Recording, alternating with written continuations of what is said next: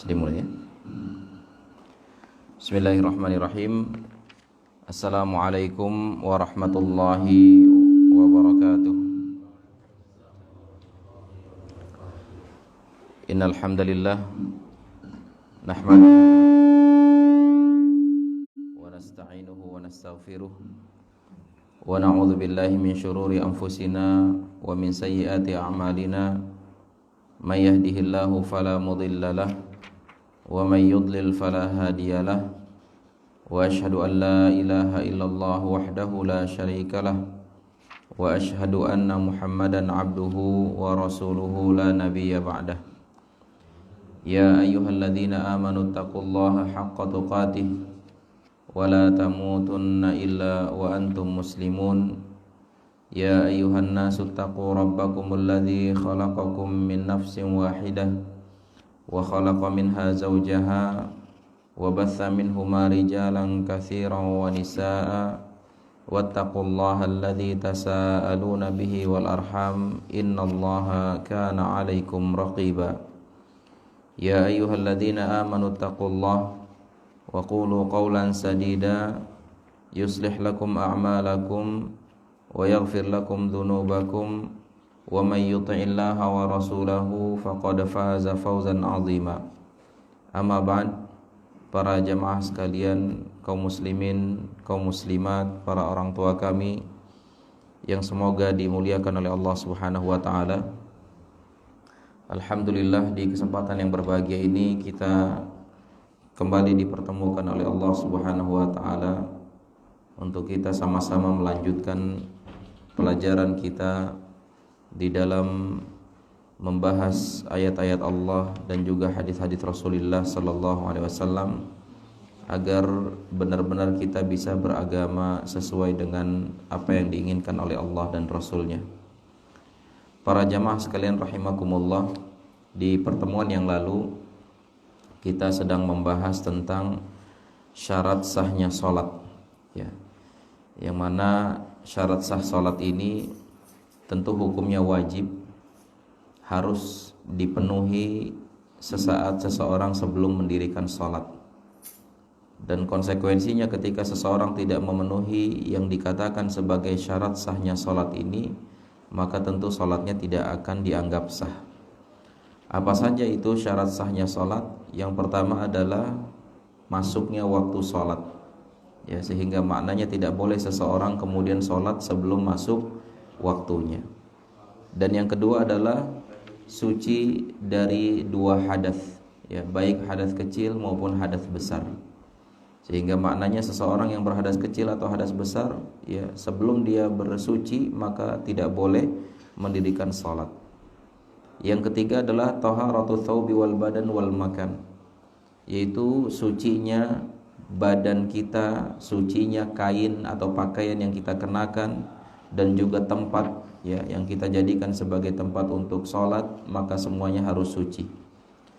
Kemudian syarat yang keempat adalah satrul aurah, yaitu menutup aurat, dan kita sudah jelaskan batasan-batasan aurat baik bagi laki-laki maupun wanita. Dan yang kelima adalah istiqbalul qiblah, yaitu menghadap ke arah kiblat. Dan terakhir, ya, poin keenam dari syarat sahnya salat adalah niat. Dan kita sempat berpanjang lebar terkait dengan pembahasan niat ini, yang mana intinya, ya, niat cukup di dalam hati dan tidak perlu dilafazkan, ya. Kemudian juga kita sudah sedikit menyinggung tentang bagaimana tata cara salatnya Rasulullah sallallahu alaihi wasallam, ya, dan ini adalah berkenaan dengan sabda Rasulullah sallallahu alaihi wasallam yang sahih dikeluarkan oleh Imam Bukhari rahimahullah, di mana Rasulullah SAW bersabda, "Shallu kama ra'aitumuni usolli." Salatlah kalian, kata Rasul, sebagaimana kalian melihat aku salat. Sehingga di sini ada perintah untuk kita semuanya agar bisa mendirikan salat itu benar-benar sesuai dengan salatnya Rasulullah sallallahu alaihi wasallam. Dan alhamdulillah, tentang bagaimana tata cara salat Rasulullah SAW dari awal sampai akhirnya itu telah diriwayatkan oleh para sahabat. Ya, telah lengkap diriwayatkan sampai dari gerakan terbesar sampai gerakan terkecil itu sudah diriwayatkan oleh para sahabat, sehingga tinggal bagaimana kita mencontoh saja, tinggal bagaimana kita menjiplak bagaimana tata cara salatnya Rasulullah SAW, tanpa kemudian kita harus membuat cara-cara baru di dalam salat kita. Ya, karena di dalam hadis yang sahih juga dari Aisyah radhiyallahu anha, Rasulullah SAW bersabda, "Man amila amalan laisa alaihi amruna fahuwa raddun." Siapa yang melakukan suatu amalan yang tidak pernah dicontohkan olehku, kata Rasul, maka amalannya tidak diterima. Ya, jadi terutama dalam masalah salat ini kita tidak boleh kemudian membuat cara-cara baru yang itu tidak pernah dicontohkan dan diajarkan oleh Nabi kita yang mulia Muhammad sallallahu alaihi wasallam. Dan kita sudah mulai beberapa poin terkait tentang bagaimana tata cara salatnya Rasul. Ya, dimulai dari memenuhi syarat sahnya tadi, yang kemudian niat, dan kemudian seseorang berdiri menghadap kiblat dan menyiapkan apa yang disebut dengan sutroh, ya, pembatas. Kita sudah sebutkan, sudah rincikan bagaimana itu pembatas seharusnya yang kemudian kita pasangkan dulu, ya, ketika seseorang hendak mendirikan salat. Dan kemudian dimulai dengan takbiratul ihram, dengan mengucapkan Allahu Akbar, yang mana kalimat Allahu Akbar ini tidak boleh diganti dengan kalimat yang lainnya. Ya, misalkan dengan kalimat Allahu A'zam, misalkan Allah yang Maha Agung, ini enggak boleh, walaupun maknanya sama-sama bagus. Apalagi kalau dirubah dengan bahasa lain. Ya, maka ini tidak dibenarkan, karena Rasulullah SAW selama beliau hidupnya, selama beliau sholat itu tidak pernah mengganti dengan lafaz lainnya, selalu dengan Allahu Akbar.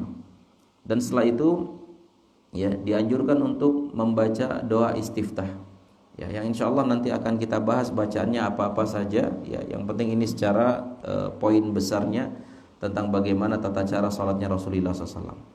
Ya, jadi membaca doa iftitah dan setelah itu membaca ta'awud, ya, itu a'udzubillahi minasyaitonirrajim, bismillahirrahmanirrahim, langsung kemudian alhamdulillahirabbil alamin, itu baca Al-Fatihah sampai selesai. Kemudian baru setelah itu membaca ayat. Ya, terkait membaca ayat ini, ya, tentu Allah Subhanahu wa taala berfirman, faqra'u ma tayassara minal Qur'an. Bacalah apa yang mudah bagi kalian dari ayat Al-Qur'an ini, tanpa harus membebani, jangan sampai memaksakan diri yang belum hafal kemudian kita baca. Dan kemudian terkait bacaan ayat ini, ya, ada hadis-hadis yang menjelaskan tentang pengkhususan. Ya, seperti misalkan kalau sholat Jumat, ya, maka ada pengkhususan baca ayatnya. Rakaat pertama membaca surat apa? Al-A'la, kemudian rakaat keduanya membaca surat Al-Ghasyiyah, ya. Dan kemudian juga ketika sholat sunnah qabliyah subuh, ya, ada dikhususkan membaca rakaat pertama membaca surat Al-Kafirun dan rakaat kedua membaca surat Al-Ikhlas, ya. Dan bahkan di dalam sholat subuh juga, ya, ada disebutkan dalam hadis Rasulullah SAW dikeluarkan oleh Imam Abu Dawud, dan hadis ini dihasankan oleh Syalbani rahimahullah, bahwasanya Rasul pernah, ya, ketika salat subuh membaca dua surat yang sama, ya, di rakaat pertama dan rakaat kedua, ya, yaitu membaca surat Az-Zalzalah, idza zulzilatil ardu zilzalaha di rakaat pertama, dan di rakaat kedua membaca surat yang sama. Ya, jadi terkait bacaan surat ini, ya, pada umumnya boleh kita baca surat apa saja, ya, tetapi kemudian ada di tempat-tempat tertentu, di waktu-waktu tertentu memang dikhususkan di sana. Walaupun kalau seandainya kita membacanya dengan bacaan yang lain juga nggak masalah. Tetapi ya ketika kita kemudian baca sesuatu yang sudah dikhususkan oleh Rasul, maka tentu ini pahalanya jauh lebih besar.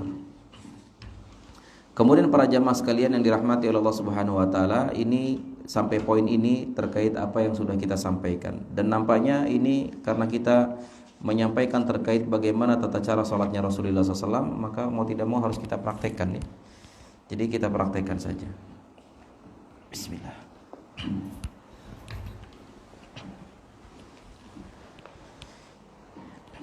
Ya, jadi kemarin kita sudah sampaikan bahwasannya ketika seseorang hendak sholat, maka terlebih dahulu memasang pembatas di depannya, dan kita sudah jelaskan bagaimana konsekuensinya kalau dia tidak menggunakan pembatas. Nah, kemudian kita juga sudah jelaskan bahwasanya ketika takbiratul ihram Allahu Akbar, yang mana, ya, tangan tidak boleh terlalu begini, ya tidak boleh juga begini, tapi biasa saja, ya, dan sangat dianjurkan menghadap ke arah kiblat, ya, telapak tangannya. Dan kemudian dia diangkat setentang dengan bahu atau setentang dengan telinga. Ya, intinya di antara telinga dengan bahu, tidak boleh terlalu ke bawah dari bahu, tidak boleh juga lebih di atas dari telinga. Jadi di antara itu. Ya, jadi boleh setentang dengan bahu atau setentang dengan telinga. Setentang dengan telinga baik ujung bawahnya ini atau setentang dengan telinga secara utuh. Ya, ini dibolehkan. Ya, tetapi tidak kemudian harus menempel di telinga begini, ya. Ya, yang diharuskan adalah setentang dengan telinga atau dengan bahu dengan tetap mengarahkan, ya, diusahakan mengarahkan telapak tangannya ke arah kiblat. Tapi kalaupun mencong sedikit nggak masalah, tapi tidak sampai begini banget atau begini, ya. Dan kemudian meletakkan kedua tangan, ya, Allahu Akbar, meletakkan kedua tangan. Kita sampaikan ya kemarin bahwasannya disahihkan oleh Syalbani rahimahullah, ya, tentang meletakkan kedua tangan di atas dada. Ya, namun memang ini masalah khilafiyah terkait bagaimana nilai dari hadis ini, dan banyak para ulama yang lain menganggap bahwasanya hadis itu tidak sampai derajat hasan, ya, apalagi sahih, namun hadis itu lemah. Ya, dihukumi hadis lemah, sehingga maknanya apa? Ya, maksudnya tidak diharuskan harus seperti ini. Yang penting bagaimana kita nyamannya, boleh diletakkan di atas dada, ya, boleh juga di atas perut, ya, atau bahkan di atas pusar, atau bahkan di bawah pusar sedikit seperti ini. Ini tidak masalah. Ya, ini tidak masalah. Yang penting bagaimana nyamannya kita. Dan kemudian cara meletakkan tangannya, ya, boleh dengan meletakkan punggung telapak tangan kanan di atas punggung telapak tangan kiri, atau telapak tangan kanan diletakkan di atas punggung telapak tangan kiri, ya, atau kemudian menggenggam pergelangan tangan ini dalam artian, ya, telapak tangan kanan ini bisa menyentuh ke bagian lengan sekaligus menyentuh ke bagian pergelangan sekaligus juga menyentuh ke punggung telapak tangan kirinya, ya. Jadi seperti ini, ya. Dan cara yang ketiga juga boleh seperti ini, yaitu dengan meletakkan lengan telapak tangan kanan di atas lengan telapak tangan kiri, ya. Nah, kemudian pandangan mata, ya, kita sampaikan bahwasanya memang pada asalnya kita melihat ke arah bawah, ya, atau ke tempat sujud. Namun tidak selama sholat kita harus melihat ke tempat sujud terus. Ya, ini disesuaikan dengan kondisi. Ya, intinya ketika kita berdiri ke arah depan yang membuat kita misalkan lebih khusyuk, maka dipersilahkan. Ya, tidak harus melihat ke tempat sujud. Ya, apalagi kalau dikatakan seluruh sholat harus melihat ke tempat sujud, maka ini tidak pas, ya. Karena ketika kita ruku, ya, kalau misalkan kita melihat ke tempat sujud ke sana, akhirnya ini terangkat kepalanya. Padahal diharuskan ketika ruku itu kepalanya harus datar. Begitu juga ketika kita tasyahud, ya, tahiyat, ya, kita juga diharuskan melihatnya ke mana? Ke jari kita, ya, bukan ke tempat sujudnya. Ya, jadi intinya, ya, ketika sedang berdiri pun, ya, kalaupun kita melihatnya ke arah depan nggak masalah. Yang penting itu membuat kita khusyuk. Tapi memang pada afdalnya, ya, biasanya pada umumnya yang membuat kita khusyuk adalah ketika kita melihat ke tempat sujud. Faham ini, ya? Ya. Jadi setelah itu kita membaca surat Al-Fatihah, ya, dan kita sebutkan disunnahkan untuk membaca ta'awudz dulu, ya, dan tentu sebelumnya doa istiftah sebagaimana tadi kita sebutkan. Dan di dalam membaca ta'awudz ini para ulama katakan dia dianjurkan hanya di rakaat pertama saja. Adapun di rakaat-rakaat berikutnya tidak dianjurkan lagi membaca ta'awudz, yaitu a'udzubillahi minasyaitonirrajim. Nah, kemudian kita juga sudah jelaskan bacaan Al-Fatihahnya, tentang bacaan bismillahnya, apakah dijaharkan, apakah disirkan, ya, itu sudah kita bahas juga di pertemuan yang lalu. Nah, kemudian ketika membaca, ya, waladdallin, maka disunahkan mengucapkan amin, baik bagi makmum maupun bagi imamnya, baik sholat jahriyah maupun sholat sirriyah, baik kita sebagai makmum maupun kita sebagai imam, baik kita sholat berjamaah maupun kita sholat sendirian. Ya, jadi disunahkan membaca amin. Dan setelah itu kita membaca ayat, ya, sebagaimana tadi kita sampaikan, apa yang mudah bagi kita untuk dibaca. Nah, setelah itu baru kemudian kita beralih ke posisi berikutnya, yaitu ruku. Ya, setelah baca ayat, maka kemudian Allahu Akbar. Nah, kita kembali mengangkat tangan. Kembali mengangkat tangan seperti halnya ketika takbiratul ihram tadi. Ya, boleh setentang dengan bahu, boleh juga setentang dengan telinga. Jadi kita katakan Allahu Akbar. Kemudian kita ruku. Ya. Dan di saat kita ruku itu yang harus diperhatikan adalah bagian punggung dengan kepala itu harus rata.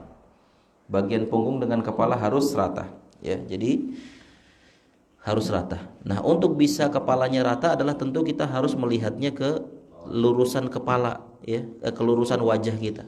Ya, tidak boleh melihat ke tempat sujud seperti ini, ya. Akhirnya kemudian enggak rata. Ya, jadi harus lurus begini. Dan juga tidak boleh melihat ke kaki. Karena kalau melihat ke kaki, posisi kepala jadi begini, ya, jadi enggak lurus. Ya.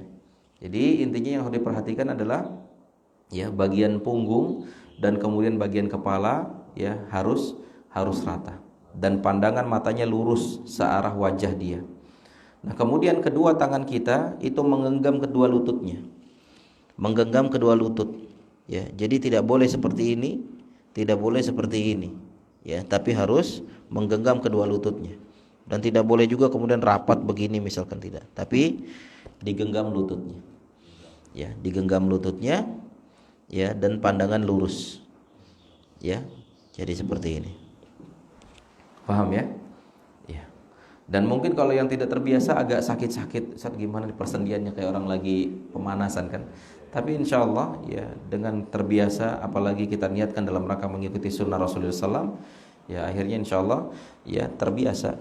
Dan insya Allah dengan begini aliran-aliran darah semua bisa mengalir dengan baik ya kalau kita benar-benar rukunya sesuai dengan apa yang diajarkan oleh Rasulullah Sallallahu Alaihi Wasallam. Nah, kemudian di dalam ruku itu bacaannya adalah ada beberapa versi yang insya Allah kita rincikan nanti dalam pembahasannya. Tapi secara umum yang kita baca adalah Subhana Rabbiyal Azimi wa bihamdi atau Subhana Rabbiyal Azimi, ya.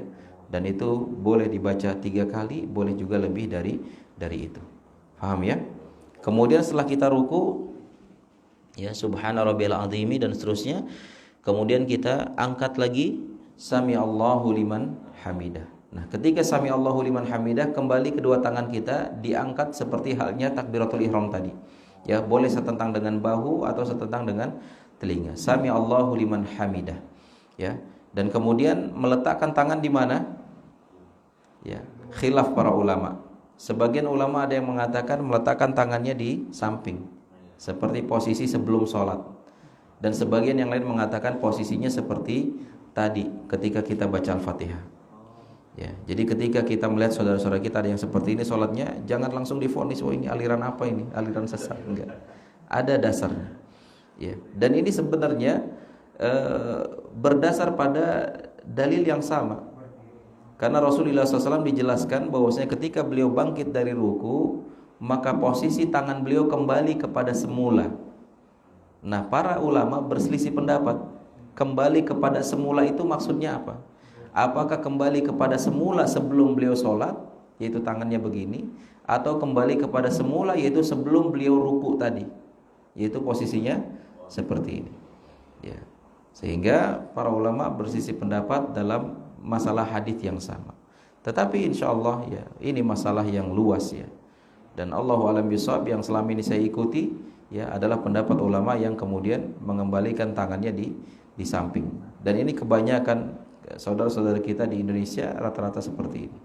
Ya, tapi jangan kaget ketika misalkan kita melihat ada saudara-saudara kita yang lain kemudian seperti ini, ya. Nah, kemudian ketika Sami Allahu liman hamidah kita katakan tangan taruh di sini, kemudian membaca Rabbana walakal hamdu atau Rabbana lakal hamdu. Nah, bagi imam mengatakan Sami Allahu liman hamidah, bagi makmum langsung Rabbana lakal hamdu atau Rabbana walakal hamdu. Tidak perlu mengulangi lagi Sami Allahu liman hamidahnya. Kecuali kalau kita sebagai imam, kecuali kalau kita sholat sendirian, ya baru kemudian kita mengucapkan Sami Allahu liman hamidah. Tapi kalau kita sebagai makmum, ketika imam mengatakan Sami Allahu liman hamidah, maka kita tidak perlu mengulangi Sami Allahu liman hamidahnya. Kita justru langsung mengatakan Rabbana lakal hamdu atau Rabbana walakal hamdu. Ya, sampai di situ boleh. Atau mau dilanjutkan dengan bacaan tambahannya boleh juga. Dengan mengatakan mil'us samawati wa mil'ul ardi wa mil'u ma syi'ta wa mil'u ma bainahuma ya, min syai'im ba'du. Atau dengan bacaan-bacaan yang lainnya ada beberapa nanti insyaallah akan dijelaskan pada waktunya nanti. Ya. Intinya Sami Allahu liman hamida, Rabbana walakal hamdu. Jadi posisi kita berdiri seperti ketika kita belum takbiratul ihram. Ya, jadi posisinya seperti ini. Dan pandangan tetap ya ke arah mana yang membuat kita khusyuk, ya, yaitu ke arah depan atau ke arah tempat sujud. Yang penting tidak boleh ke arah atas apalagi ke arah belakang. Ya, itu yang perlu diperhatikan. Kemudian kita turun untuk sujud. Ya, setelah itu Allahu Akbar. Nah, ketika Allahu Akbar untuk sujud nggak perlu lagi mengangkat tangan. Nggak perlu lagi mengangkat tangan. Walaupun memang dalam masalah ini ada sunnahnya, tetapi dalam kondisi-kondisi yang pertama saya jelaskan bahwasannya mengangkat tangan itu disunahkan dalam 4 posisi. Pertama ketika takbiratul ihram, Allahu Akbar. Kemudian ketika turun ruku, Allahu Akbar. Ketika bangkit dari ruku, Sami Allahu liman hamidah. Udah berapa ini? Udah 3. Satu lagi ketika bangkit dari rakaat kedua menuju rakaat ketiga. Maka ini disunahkan mengangkat tangan. Namun boleh juga sesekali, ya, dan ini juga ada dicontohkan oleh Rasulullah SAW, boleh juga sesekali setiap perpindahan gerakan kita mengangkat tangan. Ya, jadi takbiratul ihram angkat tangan, kemudian ruku juga angkat tangan, bangkit dari ruku angkat tangan, kemudian mau sujud juga angkat tangan, bangkit dari sujud angkat tangan, mau sujud lagi angkat tangan. Ini juga boleh. Ya, tetapi sesekali dilakukan, ya, sebagaimana itu juga dilakukan sesekali oleh Rasulullah sallallahu alaihi wasallam. Namun yang sering dilakukan oleh Rasul adalah dalam 4 posisi tadi, ya, yaitu ketika takbiratul ihram, turun dari ruku, naik dari ruku, dan kemudian ketika naik dari rakaat kedua menuju rakaat ketiga. Nah, kemudian ketika turun Allahu Akbar, kita anggap kita nggak usah angkat tangan lagi. Maka ketika turun itu mana yang lebih dahulu nempel ke lantai? Apakah lutut, apakah 2 tangan? Ya, jawabannya boleh lutut, boleh 2 tangan. Ya.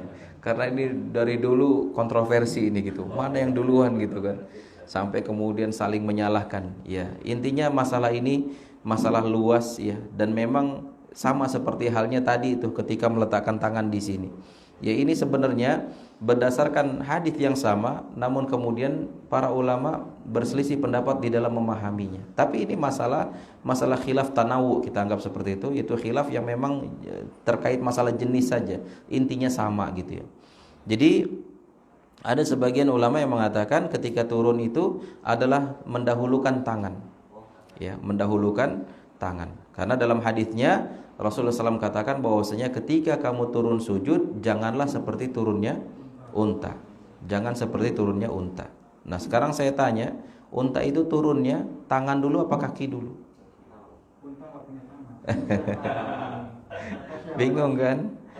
Iya. Ada sebagian pendapat ulama mengatakan bahwasanya unta nggak punya tangan. Ya. Jadi ketika unta turun itu, apakah dia bagian depan atau bagian belakangnya, itu semua kakinya unta. Maka untuk menyelisihi unta, karena dia berhubung tidak punya tangan, berarti kan turunnya kaki dulu. Maka kita untuk menyelisihi unta berdasarkan hadis Nabi ini, maka kita turun tangan dulu, ya, tangan dulu. Tapi ini versi ulama yang menganggap bahwasanya unta nggak ada tangannya, kaki semua gitu kan. Ya, tapi kemudian dibantah lagi bahwasanya ada unta ada tangannya gitu kan. Nah, sehingga justru unta turunnya tangan dulu gitu kan. Kan bagian mana dulu unta, biasanya bagian belakang atau depan. Ya, jadi intinya unta itu dianggap kaki dulu turunnya, maka tangan dulu turunnya. Maka untuk menyelisih dia kita turun kaki dulu. Ya. Tetapi Syekh Bakar bin Abu Zaid hafizahullah taala, beliau memberikan solusi keluar dari khilaf ini. Bahwasanya beliau mengatakan, ya, ketika kita turun itu berdasarkan hadis ini, intinya adalah jangan kita turunnya seperti turunnya unta. Turunnya unta itu terserahlah, terlepas dia ada tangan atau kaki, mau kaki dulu atau tangan dulu. Yang penting unta itu kalau turun nonggeng, ya, maksudnya bagian ekornya ketinggalan. Maka untuk menyelisihi itu, nah, kita jangan sampai ekornya ketinggalan. Jadi ketika kita turun, kalau unta kan ini kepala dulu, bagian depan dulu glosor ke situ, bagian ininya belakangan. Nah, kita jangan sampai begitu, jangan kemudian nungging gini kan, ya. Tapi kemudian yang penting ininya sejalan gitu kan, ya. Jadi Allahu Akbar, ya terserah mau tangan dulu atau kaki dulu, yang penting ininya jangan ketinggalan. Itu beliau katakan. Ya. Dan kemudian kalau misalkan iya ada orang yang mungkin ya badannya sudah mulai bebannya berat gitu, mungkin dia agak kesulitan mau turun tangan dulu, akhirnya kemudian lutut dulu, ya itu lain hal gitu ya, itu karena kondisi gitu kan. Tapi pada asalnya yaitu perselisihan ulama tentang tangan atau kaki dulu ya atau lutut dulu, yang penting tidak menungging ya, tidak menungging. Nah, kemudian kita katakan Allahu Akbar, ya katakanlah kaki dulu gitu kan. Allahu Akbar, kemudian sujud. Nah, ketika kita sujud, yang perlu diperhatikan ada 7 anggota sujud yang harus menempel di lantai. Ya, menempel di lantai itu maksudnya ya nggak masalah mau dialasi karpet atau sejadah, yang penting menempel di permukaan bawah gitu. Ada 4 anggota atau 7 anggota sujud. Yang pertama adalah apa? Wajah ya. Wajah itu meliputi dahi dan hidung. Ini satu. Kemudian kedua telapak tangan kanan dan kiri. Jadi berapa? 1, 2, 3. Kemudian kedua lutut kanan kiri 5. Kemudian kedua ujung-ujung jari kanan dan kiri. Jadi 7. Nah, kesemua itu ketika sujud harus menempel di lantai. Ya. Tetapi menempelnya itu jangan disalahfahami. Ada sebagian orang mengatakan, Ustadz, karena memang harus menempel di lantai, berarti kalau kita pakai peci, ini harus begini pakainya. Ya. Bahkan kalau ada rambut di sini walaupun satu, bahaya tuh, bisa merusak sujudnya. Dan ini tentu pemahaman yang kurang tepat. Ya, karena maksud diharuskan menempel itu bukan berarti kemudian nggak boleh ada penghalang gitu ya. Yang penting dia tidak ngambang ketika begini, tangannya nggak begini gitu. Ya, atau tangannya nggak begini, atau kepalanya nggak begini, harus nempel gitu. Ya, harus nempel. Maksudnya seperti itu. Jadi walaupun ada penghalang nggak masalah. Nah, banyak orang yang fokus di sini, nggak boleh ada penghalang, akhirnya pakai peci harus begini, nggak boleh ada rambut yang ke sini. Yang ini diperhatikan, tapi ini nggak diperhatikan sama dia. Bukankah ini ketutup? Ini kan ketutup pakai kain. Apakah harus disingkirin juga supaya nempel di lantai? Harus dibuka? Nggak sah dong salatnya, auratnya kebuka. Ya, jadi intinya walaupun misalkan seluruh dahinya ini ketutupan kain, apalagi orang-orang Arab ya, pakai pakai imamah sampai menutupi dahinya, ya, dan itu nggak masalah. Yang penting dia harus nempel di lantai. Nah, caranya adalah ketika kita sujud itu, pertama perlu diperhatikan ya bagian dari sini dulu deh. Ya, bagian belakang ini telapak kaki harus bertemu seperti ini. Ya, jadi bukan seperti ini, bukan melebar seperti ini, tapi ditutup seperti ini. Kemudian bagian betis dengan paha agak dikasih jarak dikit.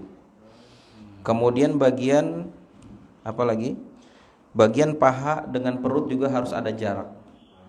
Kemudian bagian rusuk dengan lengan juga harus ada jarak. Ya, jadi contohnya seperti ini.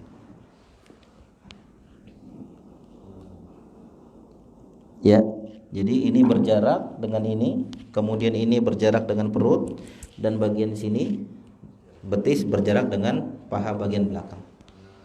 Ya. Kemudian posisi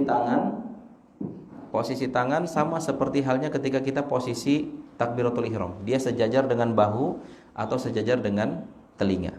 Ya, jadi seperti itu. Paham ya? Tapi tata cara sujud seperti ini berlaku kalau kita sholat sendirian atau sebagai imam. Tapi kalau kita sebagai makmum di dalam saf, jangan tangannya begini. Iya, tangannya nanti gimana yang di sebelah kanan kiri kita? Makanya di situ saling melembutkan tangan kita.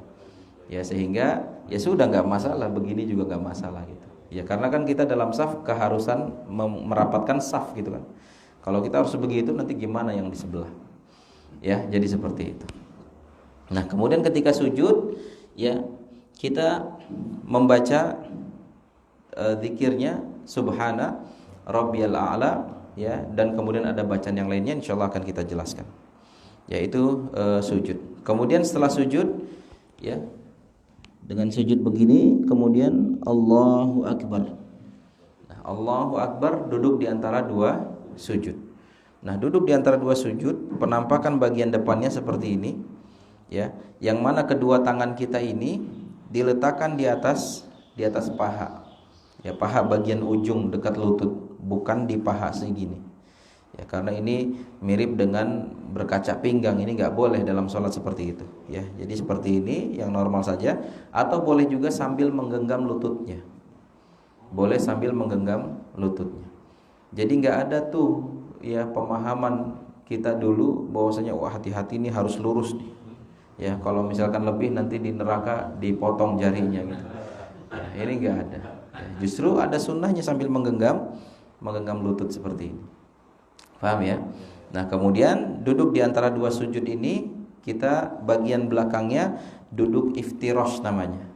Ya, duduk iftirosh itu kita duduk di atas telapak kaki kiri. Ya, duduk iftirosh seperti ini dengan menegakkan bagian telapak kanannya, kaki kanan. Ya, jadi seperti duduk iftirosh. Dan juga boleh dengan duduk yang lainnya, namanya duduk ik'a. Ya, duduk ik'a itu seperti ini. Ini juga boleh. Paham ya? Ya, jangan sampai nanti ada yang sholatnya begini dianggap aliran sesat gitu ya. Ini ada sunnahnya seperti ini. Dan tapi Rasulullah SAW terkadang, ya kadang-kadang beliau duduknya seperti itu, tetapi seringnya beliau duduk iftirosh.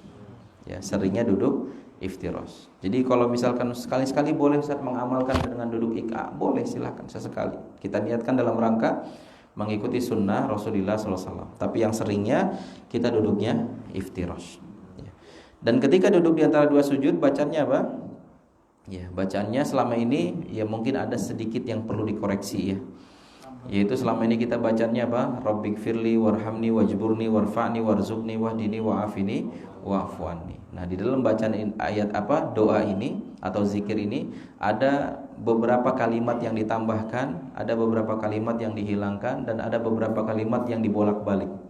Ya, sehingga nanti perlu diluruskan ini. Tapi untuk sementara dulu ya biar mudah, ya kita baca ada versi bacaan lain yang lebih mudah, yaitu dengan membaca Rabbighfirli Rabbighfirli. Cukup itu. Rabbighfirli Rabbighfirli. Gampang kan? Iya. Dan untuk versi memperbaiki bacaan kita yang selama ini sudah dihafal, insyaallah di waktunya nanti akan kita bahas satu-satu. Kemudian setelah itu kita sujud lagi, Allahu Akbar, ya. Sujud lagi sama seperti tadi tata cara sujudnya, ya. Dan setelah itu ya kemudian ketika kita mau bangkit ke rakaat kedua, ya. Jadi dari sujud tadi kemudian bangkit Allahu Akbar, maka disunnahkan duduk dulu. Ya, jangan langsung berdiri. Disunnahkan duduk dulu sesaat. Ini yang diistilahkan dengan jilsah istirahah, yaitu duduk istirahat sebentar. Ya beberapa detik ya sampai kemudian tulang-tulang kembali kepada posisinya, ya duduk sebentar baru kemudian kita langsung naik. Ya, jadi seperti itu. Nah, kemudian ketika kita habis sujud, kemudian Allahu Akbar, kita akan duduk sebentar, posisi duduknya duduk iftirosh tadi. Kemudian kita akan bangkit. Allahu Akbar. Ya maksudnya bangkit. Ya, jadi ketika kita dari sujud gini, kemudian kita duduk dulu sebentar, baru kemudian Allahu Akbar naik ke atas. Ya, baru Allahu Akbar naik ke atas. Nah, kemudian ketika naik ke atas itu, maka sebagian ulama ada yang mengatakan ketika naik kita bertumpu dengan kepalan kita. Ya, Allahu Akbar seperti ini. Ya, ada yang kemudian mengatakan cukup seperti ini saja.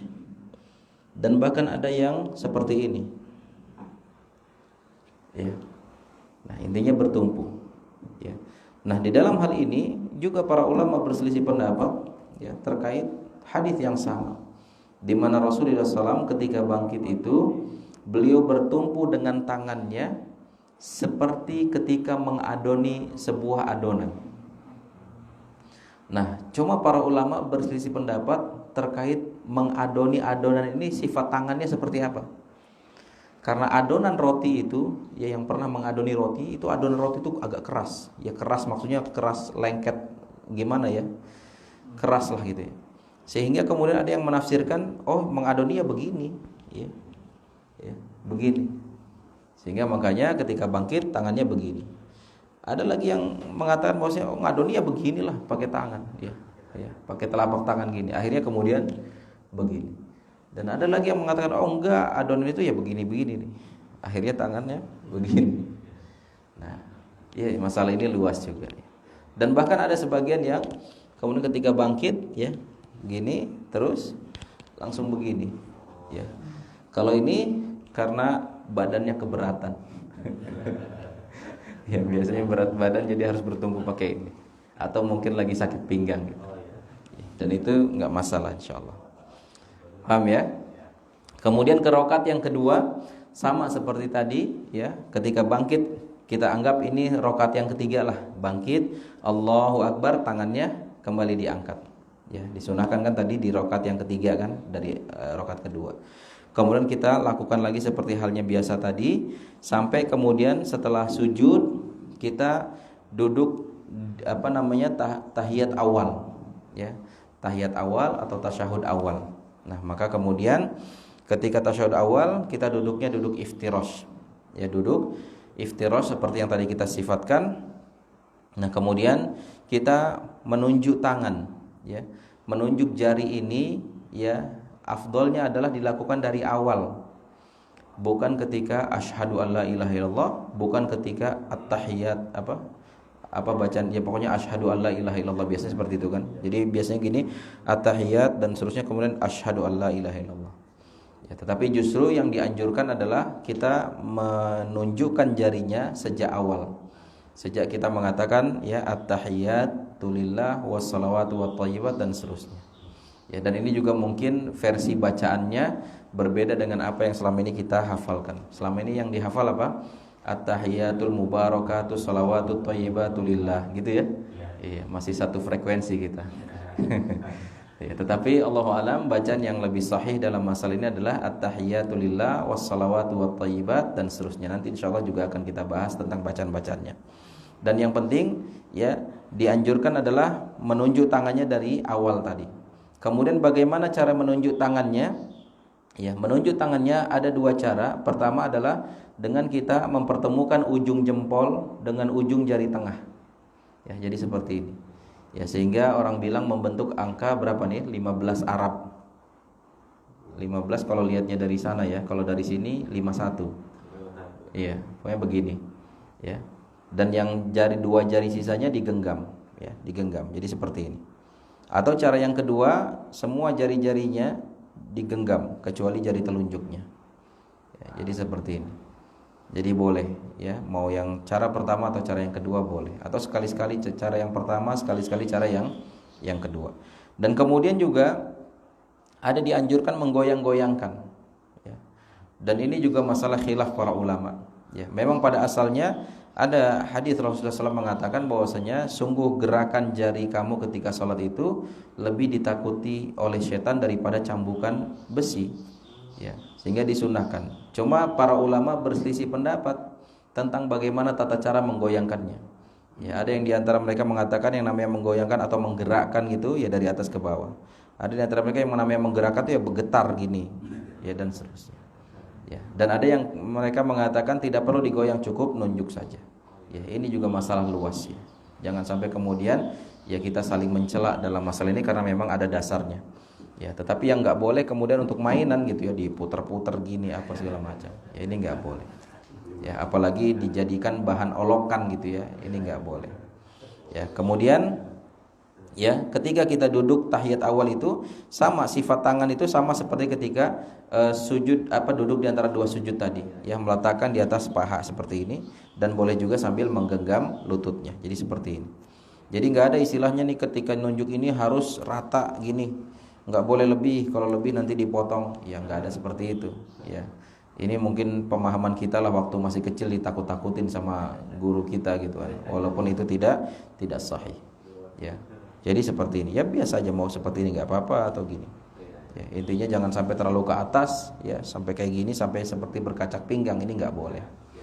Ya, nah kemudian setelah itu ketika kita menunjuk, ketika kita duduk tahiyat seperti ini, maka pandangan kita melihatnya kemana? Melihatnya ke jari telunjuk ini, bukan ke tempat sujud lagi. Melihatnya ke jari. Ya, jadi selama sampai salam kemudian kita melihat ke sini. Dan ketika selesai baca tahiyatnya, selesai baca salawatnya, ketika kita ingin salam baru kemudian ditutup. Assalamualaikum warahmatullahi, assalamualaikum warahmatullahi. Nah, ketika salam ini biasa kita dapati, dan saya dapat waktu pas di Padang ini, waktu pas di Bukit Tinggi. Jadi teman-teman kita itu kalau ketika salam, assalamualaikum warahmatullahi, tangannya sambil gini nih, assalamualaikum warahmatullahi. Ya, dan ini tidak ada sunnahnya seperti itu. Tidak ada sunnahnya, ya. Dengan anggapan ini juga ikut salam sebagaimana wajah ikut salam. Jadi jarinya juga ikut salam. Ya, ini enggak ada. Ya. Kenapa Pak colek-colek Pak? Ada yang kesindir. Ya, ini enggak ada. Ya, yang orang Padang sama-sama lah kita tahu, emang begitu. Ya, assalamualaikum warahmatullahi, assalamualaikum warahmatullahi. Ya, ini tidak ada. Iya, iya, kadang gitulah dicocok-cocokkan gitu kan, cocokologi. Padahal tidak ada asal usulnya. Dan kemudian juga ketika salam, ya biasanya assalamualaikum warahmatullahi, assalamualaikum warahmatullahi, terus tangan otomatis nih, udah gerak sendiri nih, tangan otomatis mengusap wajah. Nah, ini juga ya tidak dicontohkan oleh Rasulullah SAW. Nah, atau mungkin sebagian orang salah paham, di mana Rasul ketika itu pernah, ya, ketika malam hari hujan deras dan waktu itu Rasul dan para sahabat sholat subuh. Jadi tanah itu masih basah, masih becek, dan zaman dulu sholat nggak pakai karpet kayak gini gitu. Nah, sehingga ketika beliau sujud dengan para sahabatnya, maka nempellah basahan tanah itu di dahi beliau, di hidung beliau. Ya, sehingga kemudian ya beliau mengusapnya setelah selesai sholat. Jadi selesai salam, assalamualaikum warahmatullahi, assalamualaikum warahmatullahi, beliau mengusap ini. Ya, ada kotornya di sini. Nah, cuma difahami oleh sebagian orang setiap selesai sholat harus begitu. Nah, ini keliru. Padahal Rasul melakukan ketika itu saja. Ya, jadi faham ini ya. Nah, jadi itulah dia bagaimana tata cara sholat Rasulullah SAW. Tapi tadi baru sampai duduk iftirash. Lalu bagaimana dengan duduk tawarruk?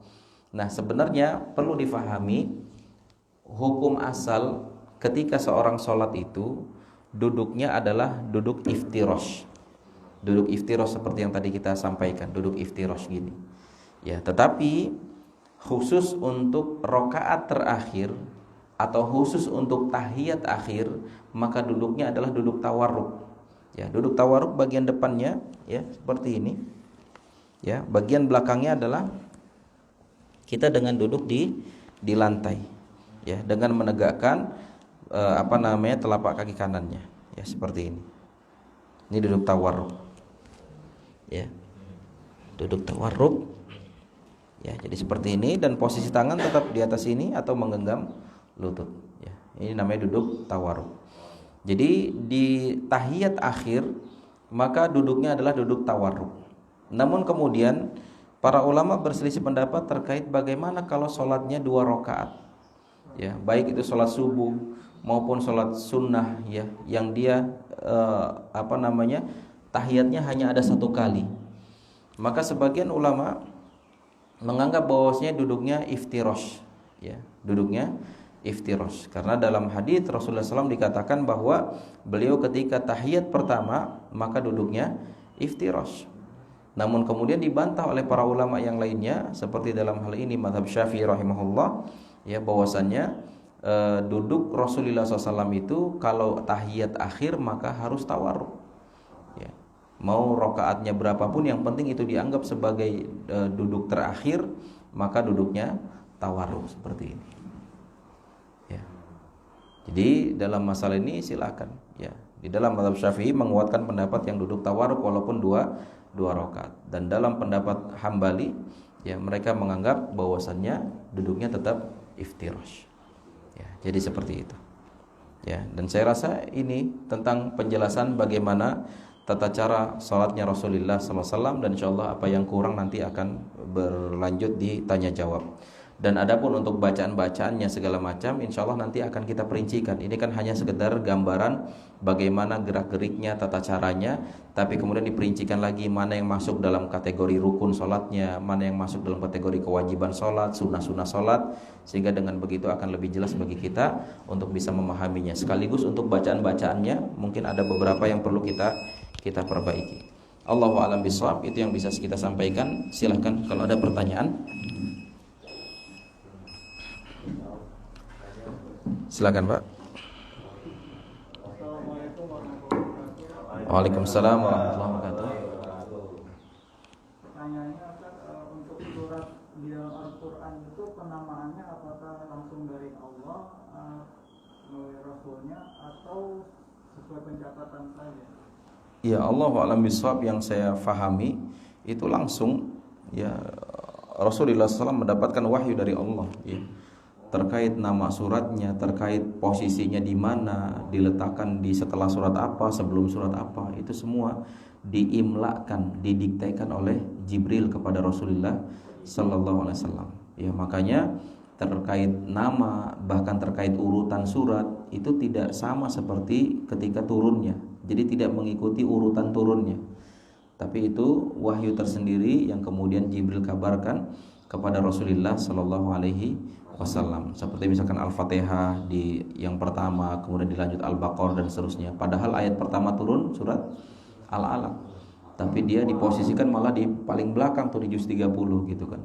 Ya, sedangkan Al-Fatihah yang bukan ayat pertama turun tapi justru diposisikan di surat pertama.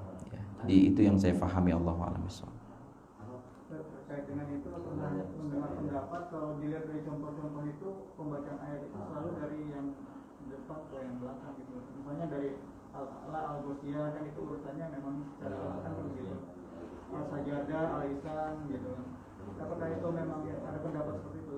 Jadi nggak boleh misalnya kalau kita sering kan di sini Anas dulu rekam berikutnya. Iya. Ya saya rasa nggak masalah ya. Untuk masalah urutan nggak masalah.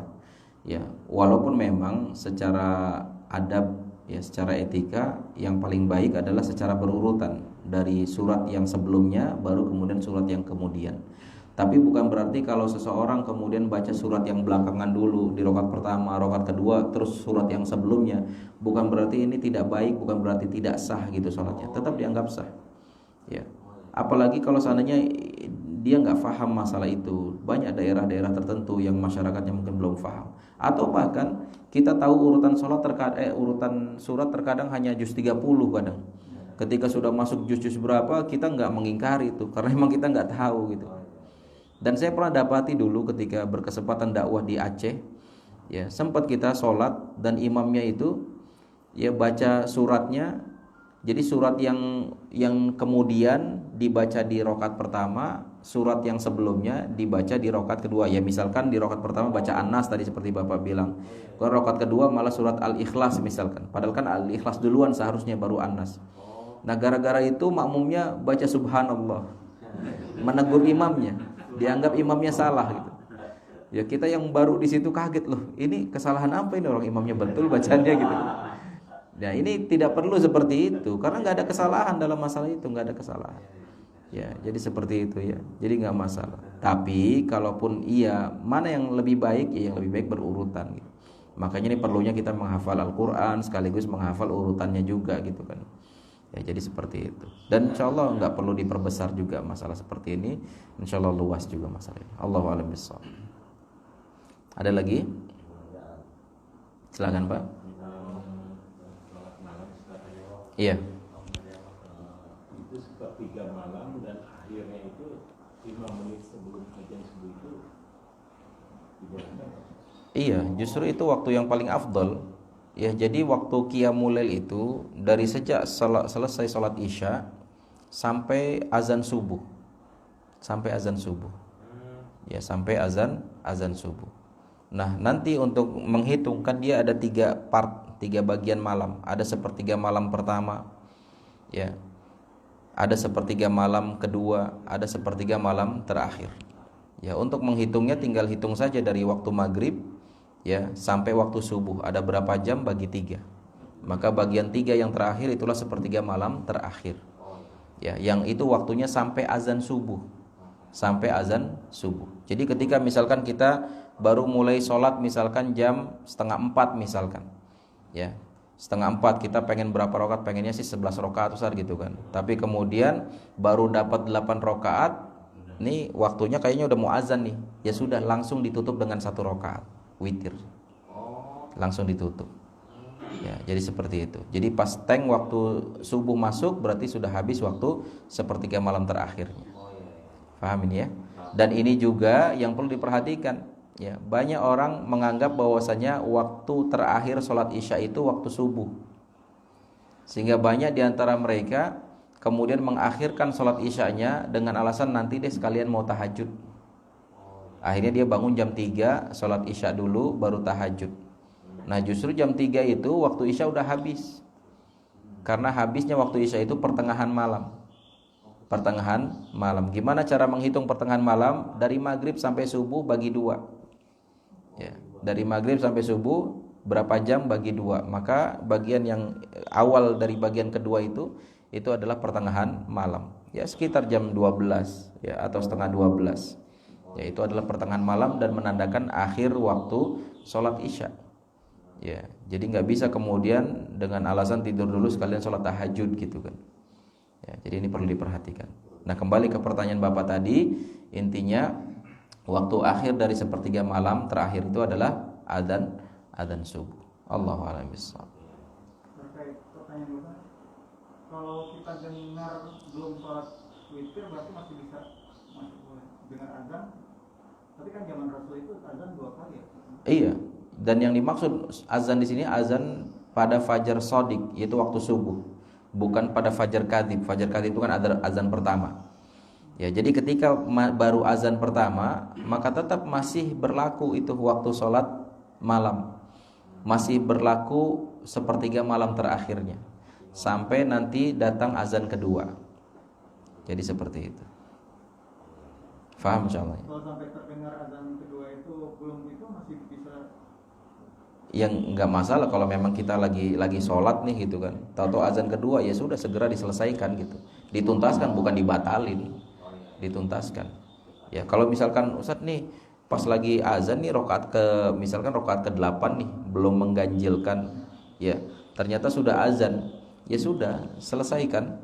Ya, selesaikan sampai salam ya. Dan Allahu a'lam bishawab, apakah kemudian dia witir atau tidak, saya rasa nggak perlu witir lagi, nggak perlu karena sudah masuk waktu subuh. Tapi ya di zaman sekarang mudah kita untuk menentukannya gitu kan. Insya Allah jarang lah orang sampai kelewat begitu. Kita sudah punya HP, ada aplikasi waktu sholat jam berapa. Tentu kita bisa ngira-ngira kan. Oh ini masih cukup nih 3 rakaat lagi, ya sudah 3 rakaat. Kalaupun misalkan ternyata waktunya udah mepet nih, ya dipercepat sholatnya dengan tetap tumakninah gitu kan. Sehingga kemudian tetap kita bisa mendapatkan waktu sepertiga malam terakhirnya dengan jumlah rakaat yang kita inginkan. Allah. Silakan Pak. Tentang anak SD nih, kelas 2 SD. Ya. Kelelahan gitu Ustaz ya. Salat maghrib diakhirkan dengan sholat isya. Kebijaksanaan orang tuanya itu dibolehkan nggak Ustaz? Iya, kalau dia kelelahan kan pulang sekolah kelelahan. Iya. Tidurnya jam 5, 12 jam. Maghribnya 12, Iya. bilang langsung aja sekalian isya itu. Iya. Jadi ini kebijakan orang tua ya. Kebijakan orang tua. Dibolehkan. Iya. Iya, kalau ditanya boleh atau tidak, ya kan ini SD belum balik gitu kan. Ya ini dalam tahap pengajaran kepada dia gitu kan. Ya pada asalnya nggak masalah, ya, karena dia belum balik juga gitu. Tapi dalam rangka untuk pendidikan ke anak, maka jangan biasakan anak tidur sore. Walaupun dia capek, kasih dia kegiatan apa yang nyantai, yang jangan sampai dia tidur. Ya, karena berbahaya dan bahkan ya makruh lah hukumnya gitu ya. Karena biasa ya salah satu efeknya adalah kita tidur sore pas bangun tuh kayak berada di dunia lain kita itu. Iya kan? Terus badan tuh kayak nggak enak gitu, suasana hati juga kayak nggak enak gitu. Kan biasa begitu kan? Ya. Jadi sudahlah, misalkan dia kecapean sampai sore di rumah gitu ya, sudah cari kegiatan yang lain lah, yang agak santai lah gitu kan. Misalkan apalah ya, pokoknya kegiatan-kegiatan bermanfaat gitu. Sehingga kemudian banyak faedah tuh, dia tidak mendapatkan keburukan efek dari tidur sore dan juga dia sholatnya bisa tepat waktu gitu ya. Nah, adapun kemudian ya manfaat keduanya juga di saat kemudian kita kasih kelonggaran ke anak nih, ya udah deh nanti bisa digabung di jamak ke isya, atau mungkin sholat maghribnya di penghujung akhir waktu maghrib sehingga kemudian langsung disambung isya. Kalau misalkan kita biasakan hal itu, akhirnya sampai gede dia biasa begitu, akhirnya dia bermudah-mudah dalam masalah itu. Ya, ini khawatirnya seperti ini kan dalam rangka pendidikan kepada anak gitu. Jadi saran saya, ya sebaiknya sepulang sekolah itu secapek apapun dia, ya kasihlah kegiatan-kegiatan apa yang tidak melelahkan, yang mengasyikkan, sehingga kemudian dia tidak tertidur, sehingga kemudian maghribnya tidak lewat dan juga isyanya bisa tepat waktu. Dan memang dalam kondisi-kondisi tertentu kita bisa melakukan itu sholat di penghujung waktu pertama dan sekaligus melakukannya di awal waktu kedua. Ya, dan ini biasanya diperuntukkan bagi memang dalam kondisi-kondisi yang dibutuhkan. Seperti misalkan ada orang tua kita sakit misalkan, yang dia sangat kerepotan untuk ke toilet, setiap mau sholat harus ke toilet dulu, kerepotan. Ya mungkin dia dalam kondisi di kursi roda, ya stroke misalkan. Sehingga dalam kondisi seperti ini ada keringanan dia dibolehkan. Ya bahkan untuk menjamak juga boleh. Tapi di sisi itu boleh juga dia nanti dibikin siasat bahwa misalkan sholat maghrib dan isya, ya udah lakukan sholat maghribnya di penghujung akhir sholat maghrib, sehingga diharapkan setelah selesai sholat maghrib langsung masuk waktu isya, sehingga kemudian dia langsung sholat isyanya. Jadi dalam hal ini sholat maghrib di waktunya, sholat isya juga di waktunya. Nah ini bagi kondisi-kondisi seperti itu memang ada kelonggaran.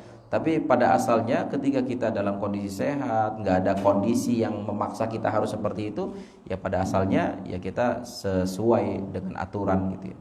Apalagi ini dalam rangka mendidik anak kita, dibiasakan dari sekecil mula, ya dia benar-benar bisa tepat waktu. Allahu a'lam bishawab.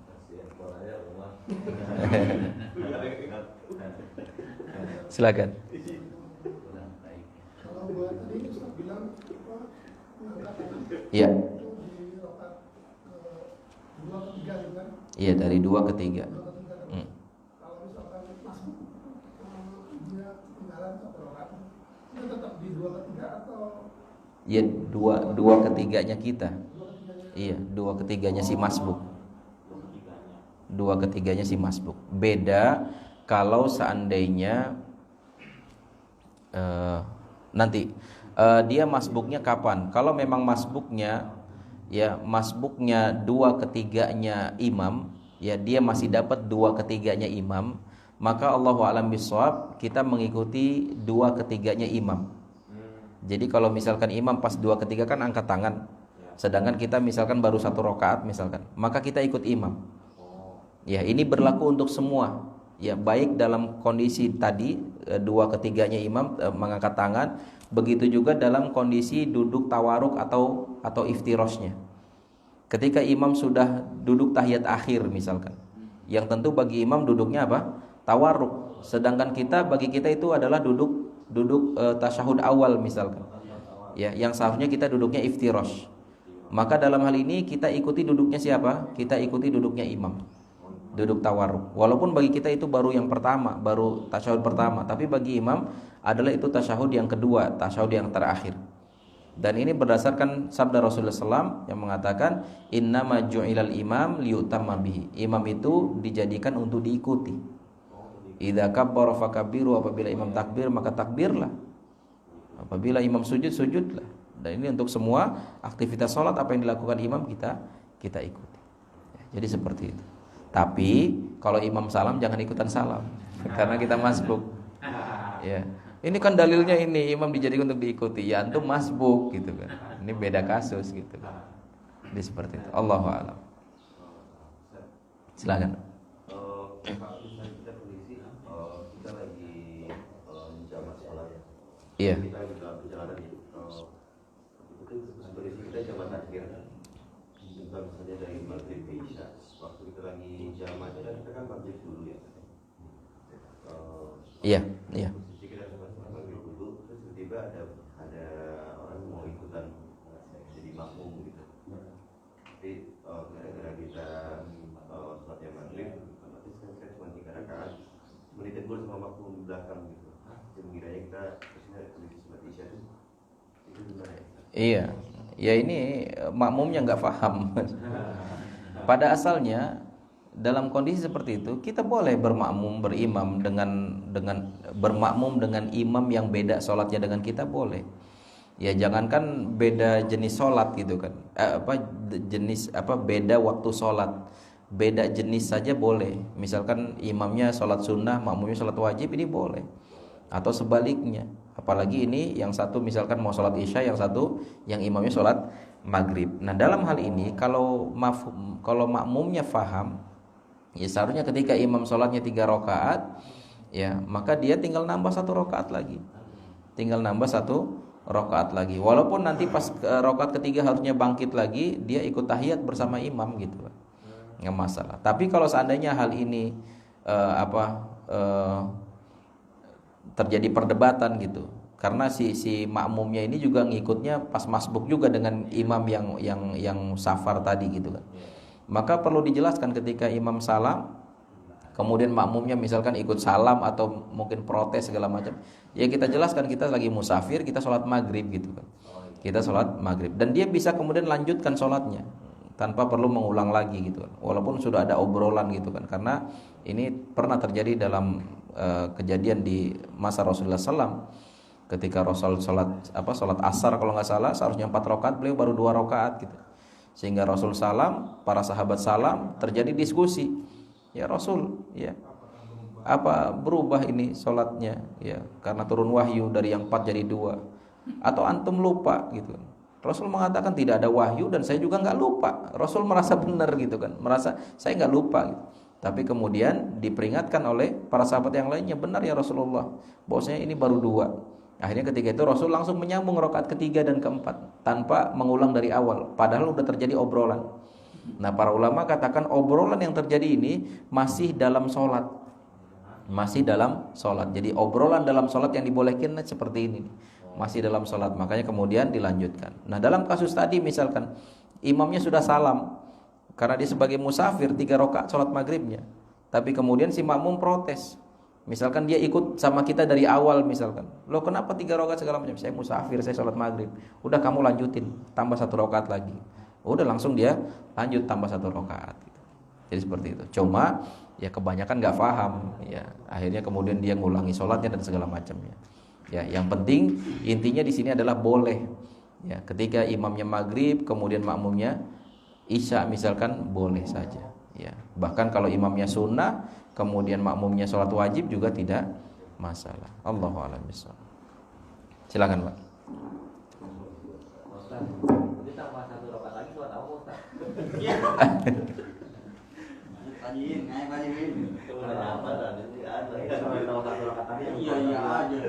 Yang mana tambah 1 rakaat? Oh iya, karena kurang jumlah rakaatnya makanya nambah. Ini yang mana nih, bingung. Oh iya, yang makmumnya kan sholat isya, imamnya sholat maghrib. Karena imamnya sholat maghrib 3 rakaat salam, makmumnya kan sholat isya, tambah 1 rakaat lagi gitu. Oh imam bisa Ustaz? Bisa. Maghrib bisa? Bisa. Silakan Pak. Itu kadang-kadang di suatu masjid ya Ustaz ya, kadang-kadang kan ada jemaahnya bikin 2, apalagi ada musafir apa itu kan. Iya. Itu gimana itu? Kan di dalam masjid itu kan nggak boleh 2 jamaah.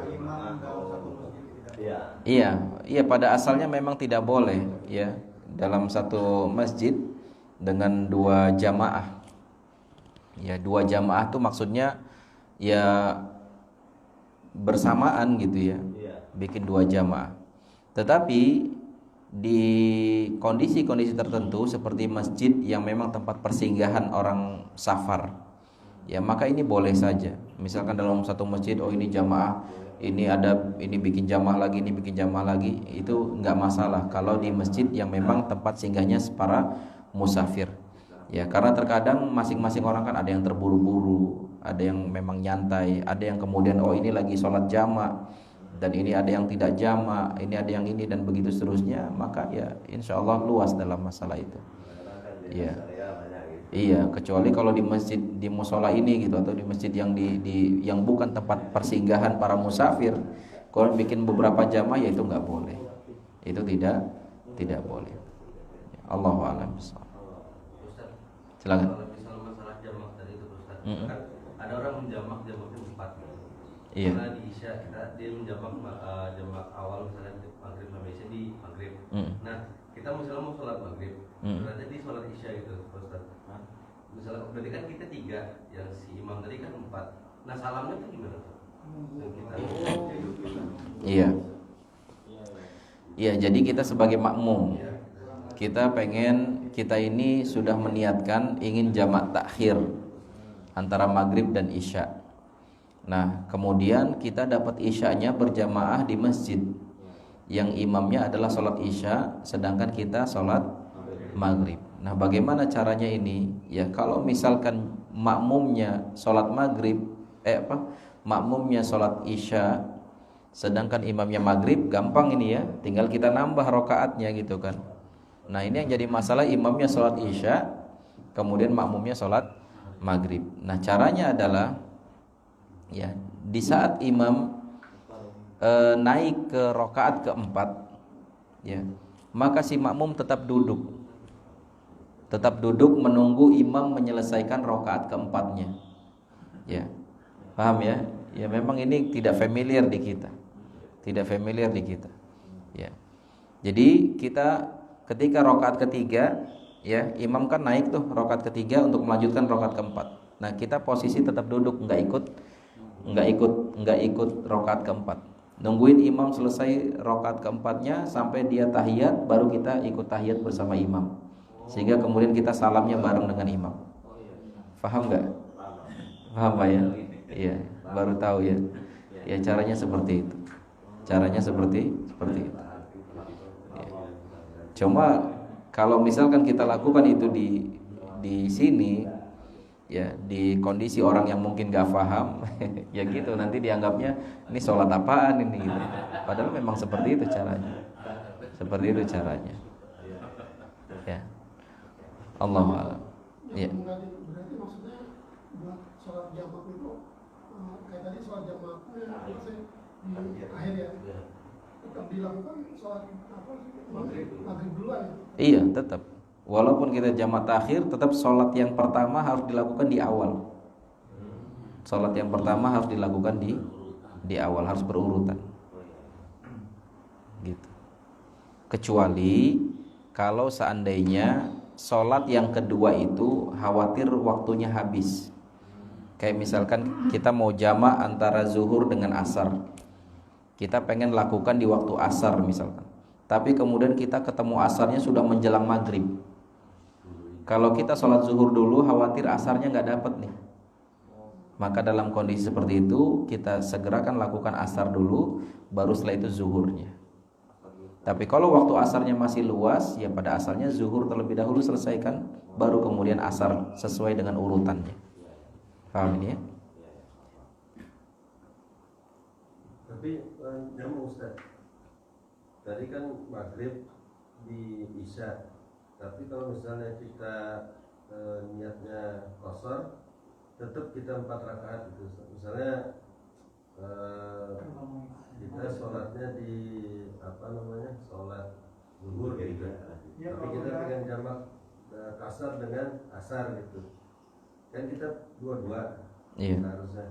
Ketika kita berjamaah dengan imam yang 4 rakaat, kita tetap ikut 4 rakaat. Ya, karena itu tadi innama ju'ilal imam liutama bihi. Imam dijadikan untuk diikuti. Jadi kita sholatnya tetap sempurna bersama imam. Nanti kemudian sholat yang keduanya baru kita qashar misalkan gitu. Ya. Dan kalau misalkan ini salah satu manfaat tadi itu, salah satu manfaat tadi sholat di tempat masjid persinggahan. Ya, terkadang ada kondisi seperti ini nih. Ya, imam mukim di situ lagi sholat, tapi sholatnya sempurna, sedangkan kita musafir, kita lagi buru-buru nih, kita pengen qashar sholatnya. Maka kemudian dia bikin jamaah baru dengan sholatnya yang qashar 2-2 gitu ya. Sedangkan ini kan full. Ya, karena kalau mau ngikuti imam yang full ini terkadang agak lama, karena memang dia ngikuti kebiasaan gitu kan. sehingga kemudian kita ya bisa memudaratkan di saat kita ingin melakukan perjalanan, misalkan seperti itu. Kalau kita bikin jamaah sendiri Iya, nggak masalah. Tapi di kasus masjid-masjid yang memang tempat persinggahan gitu, kayak misalkan di masjid di bandara atau masjid di terminal stasiun gitu kan, atau misalkan di rest area, masjid-masjid di rest area, maka itu boleh seperti itu. Tapi kalau masjid di komplek, di perumahan kayak di sini ya nggak perlu seperti itu. Kita tetap ikuti imam. Kalau misalkan kelamaan saat saya nggak bisa ikut imam, ya sudah, kita ada keringanan di sana untuk sholat sendiri misalkan, atau mungkin berjamaah dengan sesama musafir gitu kan. Gitu. Ustaz, berarti lanjut yang barusan Ustaz, berarti kan kita udah ikut sama imam sholat 4 rakaat. Kalau untuk berarti yang untuk yang sholat misalnya kita lagi bermukim, itu kan bermukim dan kita memang bukan bermukim, kita lagi jalan dan memang harus kondisinya harus jamak asar. Yang asarnya berarti kita Qashar. di Iya, nggak masalah. Yang satu sempurna, yang satu qashar nggak apa-apa. Karena yang satu sempurna kita bersama imam kan, kita sebagai makmum kepada imam yang mukim. Dan untuk selanjutnya kita qashar nggak masalah. Ya, jadi tidak harus dua-duanya qashar. Iya. Kalau kayak tadi Keringetan saya. Imam yang 4 rakaat. Kenapa? Imam 4 rakaat. Imam yang 4 rakaat tadi. Cuma kita misalnya masbuk ya di 2 rakaat terakhir. Tetap kita sempurnakan. Tetap kita sempurnakan. Tetap kita sempurnakan. Kecuali kalau kita nggak tahu, ya, ini imamnya sholat sempurna atau sholatnya qashar. Ya, karena kalau di tempat safar tuh seperti itu, kita nggak tahu nih. Gitu. Tapi kalau kita tahu persis nih imamnya sholat sempurna, ya sudah kita sempurna sholatnya. Dengan masbuk kita itu kita sempurnakan. Tapi kalau kita tahu nih imamnya musafir juga nih, pasti dia qashar, ya sudah kita ikut salam bersama imam. Seperti itu. Allahu a'lam. Kalau terkait umroh, afdalnya gimana? Ya umroh pada asalnya kita musafir, ya pada asalnya kita sholatnya qashar. Ya, tetapi ini adalah kasus ketika kita gini.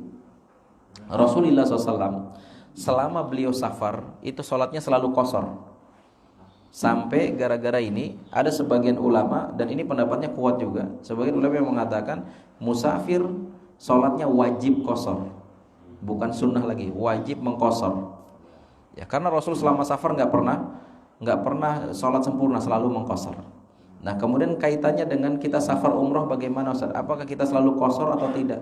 Pada asalnya qashar, tapi karena kita berhubung sholatnya di Masjid Nabawi, di Masjidil Haram, yang di sana imamnya mukim, sholatnya sempurna, ya sudah kita ikut sholat sempurna sama mereka. Tapi dalam kasus misalkan Ustaz, saya lagi meriang nih, misalkan saya nggak bisa ke masjid, mau di kamar hotel dulu, sholatnya sempurna apa qashar? Qashar sholat. Gitu loh. Paham ya? Terkait ini juga Ustaz, pernah kita nemenin Ustaz yang dari luar kota, kita kan berjamaah dengan dia yang imam, maka dia melakukan qashar. Iya. Sebagai mukim, apakah wajib mengulang nanti? Kan waktu itu Iya. waktu asar misalnya, kita sholatnya di waktu zuhur dengan qashar gitu. Apakah di waktu asar kita harus sholat asar lagi, atau udah cukup dengan pas yang memahami si? Iya, kalau misalkan imamnya sholat qashar 2 rakaat, sedangkan kita makmum yang mukim di situ bukan musafir, maka kita tinggal nambah 2 rakaat lagi. Imam salam, kita tambah 2 rakaat lagi. Kita jangan ikutan salam. Jadi nggak perlu ngulang sholat lagi. Untuk jamaknya? Si ustadznya ini langsung menjamak. Iya, kalau ustadznya langsung menjamak, kita yang tidak mukim, ya kita yang tidak musafir nggak usah ikut jamak. Kita mundur ke belakang, nggak usah ikutan sholat. Yang ikutan sholat adalah yang sama-sama musafir sama beliau. Iya. Yang kita bukan musafir nggak usah ikut sholat, langsung mundur. Gitu. Terus untuk cara-cara menegur imam yang salah, ini kan bahwa kebanyakan kita imam salah berdiri ke rakaat misalnya kelima, itu ditegur untuk suruh duduk lagi gitu sampai tegur terus gitu. Ini kayaknya seperti apa gitu. Tapi nggak sampai digambarin kan. Tarik aja. Atau demo, turunkan imam gitu, ganti imam gitu. Nah, ini pentingnya kita belajar fikih sholat ya. Jadi nggak sembarangan yang jadi imam itu. Jangan mentang-mentang dia udah pergi umroh terus jadi imam. Mentang-mentang dia bisa ngajar Iqra jadi imam gitu. Ya. Jadi memang harus ada pengetahuan terkait fikih imam. Jadi si imam ini dalam kasus tadi misalkan dia melakukan kesalahan. Ya, misalkan seharusnya dia duduk tahiyat tapi dia berdiri. Ya, tapi dia berdiri. Ketika imam ingat ya dalam proses berdirinya itu dan belum beralih kepada rukun berikutnya, belum baca Al-Fatihah, ya, maka dia ketika itu ingat langsung balik lagi duduk. Tapi kalau seandainya imam benar-benar tidak ingat sampai kemudian dia sudah baca Al-Fatihah nih, sudah melakukan rukun berikutnya, dan ketika itu dia baru ingat, oh ternyata ini saya harusnya tadi duduk, tapi dia udah terlanjur baca rukun berikutnya, udah baca Al-Fatihah, maka lanjutkan, nggak perlu turun lagi. Nah ini juga yang harus difahami oleh makmum. Ya. Ketika imam sudah berdiri tegak, sudah baca Al-Fatihah, makmum menyadari imam salah nih, tapi si imam sudah melakukan rukun yang berikutnya dan imam faham bahwasanya saya harus melanjutkan ini, nggak boleh turun. Jadi makmum mau baca subhanallah sampai gimana, imam nggak bakal ikut, karena memang yang benar seperti itu, harus dilanjutkan sehingga nanti ditutup dengan sujud sahwi. Tapi kalau misalkan imam baru proses berdiri, seharusnya dia tahiyat, terus diingatkan sama makmumnya subhanallah, maka langsung ya, ikuti itu subhanallahnya, langsung duduk gitu kan. Iya, tapi kalau makmumnya telat ngasih tahu, imamnya juga lupa, imamnya udah baca Al-Fatihah, ada makmum yang baru ingat subhanallah, imam udah baca Al-Fatihah, ya udah lanjutkan imam. Jangan kemudian ditarik, ganti imam, oh nggak pantas segala macam. Memang seperti itu caranya, supaya tidak rusak sholatnya. Dan kan nanti di akhir ada sujud sahwi, sebagai pengganti dari kekeliruan tadi. Dan insyaallah nanti juga ada dipelajari. Ini semuanya udah selesai dibahas nih sekarang di dalam pertanyaan. Nggak punya materi lagi saya besok-besok. Sujud sahwi tadi Ustaz kata pernah saya berjamaah juga Ustaz. Iya. Cuma salah itu kan turun lagi. Apa perlu sujud sahwi lagi itu kan nggak lupa itu diingatin kan. Iya, disunahkan sujud sahwi. Tetap juga. Iya, walaupun dia kemudian ingat gitu kan, disunahkan sujud sahwi, nggak masalah. Walaupun dia posisinya di Iya, walaupun dia sudah kembali kepada kesadarannya gitu kan, disunahkan. Ya, boleh. Insyaallah nanti ada pembahasannya. Silakan. Ketika sholat berjamaah waktu mengucapkan amin, apakah harus bareng dengan imam atau jamaah lebih cepat duluan mengucapkan aminnya, apa itu mendahulukan imam? Iya, harusnya berbarengan dengan imam, atau paling tidak imam duluan gitu. Maksudnya imam amin, kita juga ikut amin gitu ya. Jadi maksudnya tidak ada jeda terlalu jauh dengan imam dan juga tidak mendahului imam gitu. Jadi makanya cuma kebanyakan di kita itu imamnya nggak baca amin gitu. Waladhdallin, kita diem biarin makmumnya yang baca amin, padahal imam juga baca amin. Dan secara asal ya makmum mengikuti imam kan gitu. Jadi jangan mendahului imam walaupun dalam ucapan amin. Ya, sehingga ya minimal sepersekian detiknya lah ketika imam baca ya udah nyampe m kita amin gitu kan. Jadi kayak gitu. Atau ya berbarengan lah, insyaallah tidak apa-apa. Yang penting tidak mendahului imam. Selesainya juga nggak boleh mendahului Ustaz. Selesai apanya nih? Selesai amin, imamnya harus selesai amin dulu baru kita selesai amin. Kan imam kan kebanyakan panjang udah amin. Iya. Harus imam dulu juga yang selesai. Iya. Iya, pada asalnya seperti itu, imam duluan. Cuma kan ini mungkin hal-hal yang mungkin agak sulit untuk kita gapai gitu kan. Jadi ya fattaqullaha masata'tum lah dalam masalah ini. Ya makanya kita sebagai imam jangan juga terlalu panjang juga. Amin. Ini si makmum ini ujungnya di mana nih gitu kan. Ya, jadi ya sewajarnya aja insyaallah. Tentang larangan sholat di antara tiang ketika jamaah belum dimulai. Iya. Ya, larangan sholat di antara tiang. Ya ini berlaku bagi yang dia ada saf, tapi dia lebih memilih saf di antara tiang gitu. Ini yang dilarang gitu. Ya, ini yang dilarang. Tetapi dalam kondisi darurat, misalkan saf yang tidak ada tiangnya udah full, ya sudah full, maka mau tidak mau dia harus sholat di antara tiang itu nggak masalah. Ya, itu tidak masalah. Yang jadi masalah adalah ketika kemudian tidak ada uzur itu, kemudian dia sholat di antara tiang.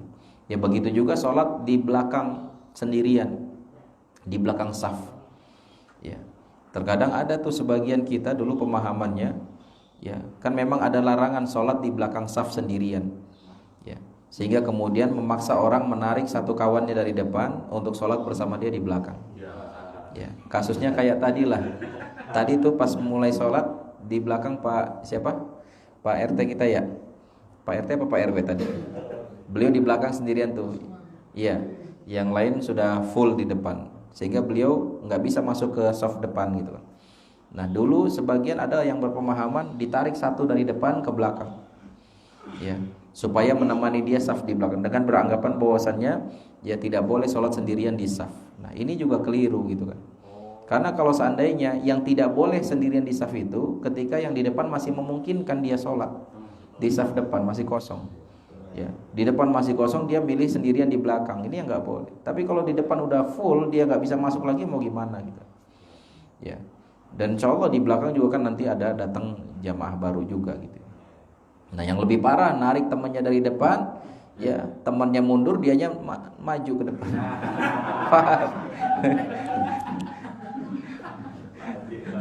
Ini kan kurang ajar gitu. Temannya yang di depan udah bersedia membantu dia, nemenin dia, tahu tuh malah ditempatin yang di depan. Ya jadi seperti itu gitu. Jadi imam perlu mengarahkan ini kondisinya sholat belum dimulai. Contohnya di sini aja nih, jadi masih lapang saf ketiga keempat, jadi ada yang sholat di sana misalkan. Iya. Mengarahkan untuk ke saf ketiga apa gimana?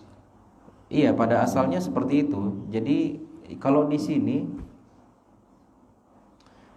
gimana ya? Itu putus karena tiang itu Ustaz. Iya. Iya, kalau bisa nanti bisa diarahkan sama imamnya. Jadi ketika ini sudah penuh saf depan, saf belakang sampai di sini, ya sudah lanjut ke saf ketiganya gitu. Karena ini termasuk terputus gitu kan. Tapi kalau seandainya yang lainnya udah penuh, kemudian misalkan jamaah lagi banyak, ya sudah nggak apa-apa diisi. Tapi ketika masih bisa memungkinkan di belakang. Ya jadi sampai batas ini, karena khawatir yang setelahnya itu terputus, terhalang dengan tiang. Ya, jadi terputus keberkahannya. Seperti itu. Silakan. Saya pernah juga tuh berdebat kecil Ustaz ya. Kenapa? Menjamak tadi. Jarak dikit dia kosor atau dijamak lah katanya. Kan rest area ada air, mobil sendiri gitu. Nah, saya bingung juga jawab kayak gitu Ustaz ya. Apalagi kadang-kadang ke Bogor kan syaratnya terpagi itu 80. Iya. Ya, kan ada rest area, mobil kita dikasih nikmat sama Allah katanya kan. Iya. Apa kita kasar menjamak juga katanya. Iya. Nah, itu saya diam. Iya. Gimana? Iya. Allah sudah ngasih keringanan kok. Iya. Dan Allah suka dengan hambanya yang mau mengambil keringanan yang Allah kasih sama dia. Yuridullahu bikumul yusra wala yuridu bikumul usra. Allah menginginkan kemudahan bagi hambanya, dan Allah tidak menginginkan kesulitan bagi hambanya. Ini Allah udah kasih kemudahan, kita pengennya memberatkan diri, ya udah silakan. Iya. Iya. Iya. Ini kan seolah-olah kayak mengkritisi syariat Allah gitu. Allah udah kasih keringanan, terus kita nggak mau, seolah-olah kita masih sanggup gitu kan. Ini nggak boleh. Ya, mada itu namanya. Mada itu. Kalau dibilang tetapnya nggak itu. Iya sudah, hidayah di tangan Allah. Apalagi Rasulullah SAW, ya diriwayatkan dalam setiap safar beliau selalu mengqasar salatnya. Ya, mengqasar salatnya. Ya. Dan ya bisa aja dia alasan, ya Rasul kan dulu safarnya berat gitu kan, pakai onta gitu kan, atau jalan kaki. Zaman sekarang oto sendiri, banyak rest area, ya. Tapi bukan berarti kemudian syariatnya hilang kan. Syariatnya akan terus berlaku. Apakah Allah tidak tahu bahwasanya suatu saat nanti akan ada kendaraan namanya mobil? Apakah Allah tidak tahu bahwasanya suatu saat nanti ada namanya jalan tol, dan dalam jalan tol itu ada rest areanya gitu, ada masjidnya? Allah Maha tahu kan. Wa makana rabbuka nasiya, Allah tidak mungkin lupa. Sehingga ketika Allah mensyariatkan ini, ya berlaku sampai hari kiamat. Gitu. Dan ini Allah yang kasih keringanan kok. Jangan kemudian dianggap orang yang mengambil keringanan ini kemudian dianggap sebagai bermudah-mudah dalam beragama, enggak. Justru Allah yang kasih kemudahan sama kita. Nah ini yang harus difahami. Banyak di antara kita itu yang meyakini kalau nggak dipersulit nggak afdol. Allah udah kasih kemudahan nih, tapi kan dipersulit dengan anggapan kalau dipersulit itu semakin sulit semakin afdol. Ya ini nggak benar seperti itu. Tapi kan nggak jadi masalah juga Ustaz, kita nggak kosor nggak jamak. Ya nggak jadi masalah. Cuma kalau ditanya mana yang afdol, kosor ketika safar. Gitu. Tapi saya nggak mau kosor, saya mau salat sempurna, ya silakan, nggak masalah. Walaupun ada pendapat sebagian ulama yang menganggap bahwasanya kosor itu wajib bagi musafir. Tapi kita anggap oke lah, pendapat yang lebih kuat nggak masalah gitu, tidak sampai wajib kosornya. Ya silakan, dia mau salat sempurna nggak apa-apa. Gitu. Apalagi kalau seandainya kita di rest area, ternyata di sana lagi sholat berjamaah gitu kan. Mana yang lebih baik, kita sholat berjamaah dengan sholatnya sempurna, apa kita sholat sendirian tapi kosor? Ya sholat berjamaah lebih afdal. Gitu kan, di rest area. Belum lagi nanti menentukan mungkin kalau punya 2 istri di beda kota. Itu dia, aduh panjang. Ya pokoknya berbicara masalah safar ini dan hukum-hukum terkait dengannya itu banyak terjadi perbedaan pendapat dan sangat kuat perbedaan di situ. Jadi pembahasannya panjang banget tuh masalah itu. Banyak bercabangnya nanti. Gitu. Termasuk tadi itu kalau punya cabang istri kan. Cabang 1, cabang 2, cabang 3, kantor cabang gitu. Belum nanti orang tua kita di sana nanti gimana nih, apa kita harus kosor juga. Ya, dan seterusnya banyak lagi. Ya. Silakan. Tentang larangan menggulung pakaian Ustaz, terus juga tentang larangan menguncir rambut ketika sholat. Iya. Juga tentang ini Ustaz, tentang baju yang ada bacaan atau kaos bergambar macam. Iya, menggulung pakaian, ya, menggulung celana atau menggulung lengan baju, ini pada asalnya hukumnya makruh. Ya, makanya banyak tuh teman-teman yang sudah paham bahwasannya memakai celana tidak boleh di bawah mata kaki. Ya, karena Rasul mengatakan ma asfala minal ka'baini fa finnar. Kain, ya, baik itu sarung atau celana atau jubah yang di bawah mata kaki maka tempatnya di neraka. Ya, sehingga menjadi suatu keharusan bagi laki-laki memakai pakaiannya, memakai celana atau sarungnya di atas mata kaki. Nah, kadang sebagian ada teman-teman kita yang sudah paham hadis ini, tapi kemudian dia belum siap untuk memotong celananya. Akhirnya digulung. Ya, atau kadang digulung di saat mau sholat aja gitu kan. Nah, ini pada asalnya makruh hukumnya, baik di dalam sholat maupun di luar sholat. Ya, begitu juga lengan baju. Bahkan terkadang ada yang memang modelnya seperti itu ya, ada gulungannya. Ini hati-hati makruh. Makruh, nggak sampai haram gitu. Kalau ditinggalkan ya kita berpahala gitu. Ya. Adapun kalau misalkan digulung lagi wudu, gimana Ustaz digulung? Ya lagi wudu silakan, nggak masalah gitu. Kalau nggak digulung basah gitu. Ya. Tapi kalau di luar itu kita gulung, apalagi sambil sholat atau di luar sholat, maka itu tidak boleh atau makruh. Yang pertama. Kemudian ketika sholat memakai baju-baju bergambar, maka sebaiknya dihindari. Ya, ini juga makruh. Ya, karena khawatir mengganggu kehusyuan. Ya, apalagi kehusyuan orang-orang yang di belakangnya misalkan yang melihat itu. Ya, apalagi kalau sampai tulisan-tulisan, apalagi kalau gambar-gambar makhluk bernyawa, ini nggak boleh. Ya, jadi harus dihindari. Makanya ketika ke masjid, ya usahakan pakai pakaian yang memang tidak menyibukkan pandangan orang, ya, dengan melihat pakaian kita itu. Apalagi tadi? Menguncir rambut. Ya, menguncir rambut ada larangan. Ya, namun larangan menguncir rambut ketika sholat. Namun larangan ini khusus bagi laki-laki. Adapun untuk wanita tidak mengapa dia sambil menguncir rambutnya ketika sholat. Adapun untuk laki-laki tidak boleh. Ya, tidak boleh sambil menguncir rambutnya. Ya, makanya nih rambutnya udah panjang nih ya, jangan dikuncir-kuncir atau biar rapi dipotong. Walaupun nggak masalah mau panjang itu yang. Iya. Tengah juga saya dengar penjelasan dari yang lainnya. Itu kan kalau kita ada sifat sombong dari jiwa kita, kalau kita nggak sombong kan gimana? Iya, nggak masalah. Kalau nggak sombong nggak masalah. Iya kan? Iya, dengan klaim bahwa kita nggak sombong itu sombong.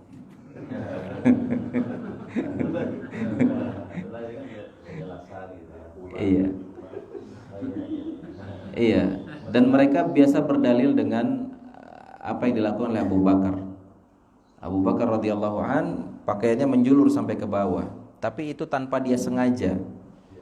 Dia tanpa sengaja, memang kondisi badannya juga kurus sehingga kemudian sering pakaiannya terjulur ke bawah. Ya, sehingga kemudian Rasul mengatakan bahwasannya yang membenarkan Abu Bakar bahwasannya Abu Bakar seperti itu tidak masalah dan itu bukan karena kesombongan. Ya, ini adalah tazkiyah. Ini adalah rekomendasi